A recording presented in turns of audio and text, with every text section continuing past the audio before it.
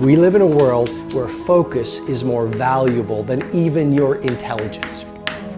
How many hours a day you waste, or how many hours a week you waste. And the classic answer is something like 4 to 6 hours a day. You know, inefficient studying, watching things on YouTube that not only do you not want to watch, that you don't even care about, that make you feel horrible about watching after you're done. That's probably 4 hours right there. You know, you think, well, that's 25 hours a week, it's 100 hours a month, that's 2.5 full work weeks, it's half a year of work weeks per year.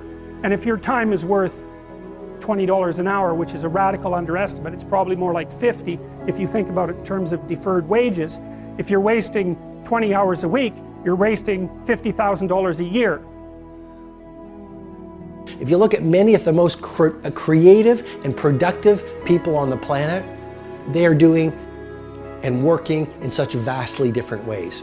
Because if you want to achieve the results only 5% achieve, you've got to think and produce and behave like only 5% of the people on the planet.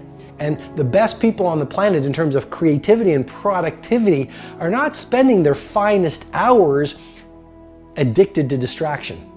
They are doing work that matters. They're not doing fake work, they're doing real work. And so if your life isn't everything it could be, you could ask yourself, well, what would happen if you just stopped wasting the opportunities that are in front of you?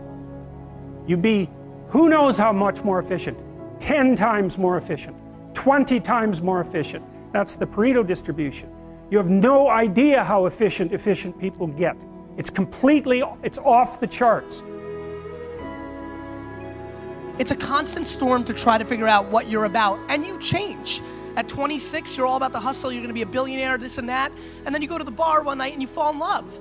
And it changes what you care about, right? And then you have a child, and then this happens, and then that happens. Things change. You just have to always consistently try to figure out what's driving you, and not because other people are watching, and not because that's what your dad wants, and not because that's what you said was gonna happen, and it doesn't look like it, and your family's gonna judge you. You just have to be as real with yourself as possible, and that is a very difficult struggle, but when you're not, you create enormous vulnerability and unhappiness. A lot of us get to work and we spend our best hours on our least important activities. We get to work and we start checking our social feed. We get to work and we check our text. We get to work and we chit chat at the water cooler about the latest TV show that we watched last night. And research has shown that the morning hours are when you have the most focus, when you have the most energy, and when you have the most willpower. And so you want to use that first 90 minutes, you know, that is game time, that's show time. It's more like you should understand how much potential there is within you to set that straight.